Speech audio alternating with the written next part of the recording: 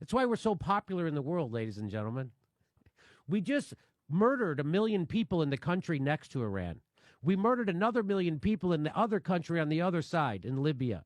We just dropped 27,000 bombs in Syria to the country just to the north. We're still occupying Afghanistan. And someone else is a bad actor? We are the terrorists. The United States is the terrorists. And you want to know how I know? Here's Wesley Clark. Here's a general to tell you what the real agenda is. About 10 days after 9/11, I went through the Pentagon and I saw Secretary Rumsfeld and Deputy Secretary Wolfowitz. I went downstairs just to say hello to some of the people on the Joint Staff who used to work for me. And one of the generals called me and he said, "Sir, you got to come in. You got to come in and talk to me a second." I said, "Well, you're too busy." He said, "No."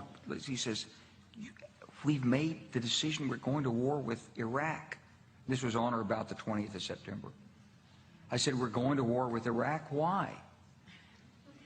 He said, "I don't know." He said, "I guess they don't know what else to do."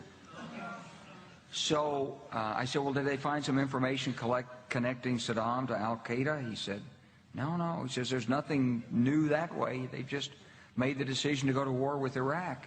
He said, "I guess it's like we don't know what to do about terrorists, but we've got a good military and we can take down governments." And he said, "I guess if the only tool you have is a hammer, every problem has to look like a nail." So I came back to see him a few weeks later, and by that time we were bombing in Afghanistan. I said, "Are we still going to war with Iraq?" And he said, "Oh, it's worse than that." He said, he reached over on his desk, he picked up a piece of paper, he said, I just got this down from upstairs, meaning the Secretary of Defense's office today, and he said, "This is a memo that describes how we're going to take out 7 countries in 5 years, starting with Iraq and then Syria, Lebanon, Libya, Somalia, Sudan, and finishing off Iran."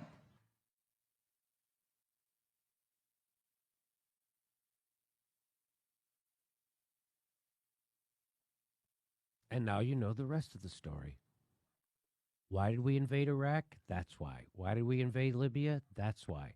Why did we invade Syria? That's why. Why is our military in the Sudan, in Somalia? That's why. This is all about imperialism. That's why. It's all about oil, natural resources, and corporate profits. That's what this is all about. Murdering people. Murdering people. That's what this is all about. Because we can. United States is the biggest murdering terrorist country in the world. Organization. We're much, much bigger terrorists than Al-Qaeda and ISIS ever could hope to be. That's our country. Now, people like Sam Harris will tell you that we're the good guys. And we should be doing this because they have an old-timey religion that's barbaric.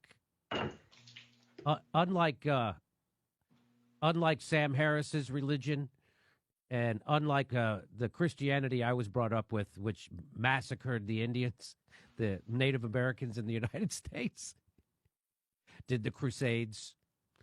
Yeah, it's fantastic. Anyway, Ron, anything you want to add to this? Because this is...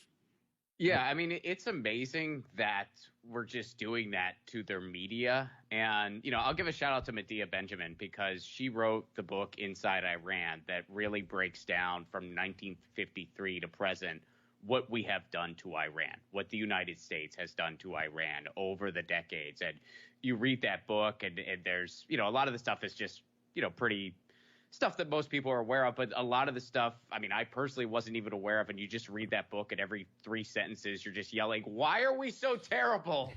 Why are we doing this? Yeah, well, people don't know that they had a democratically elected president in Iran. And in 1953, the United States overthrew that president. His name was Mossadegh. And why did we do that?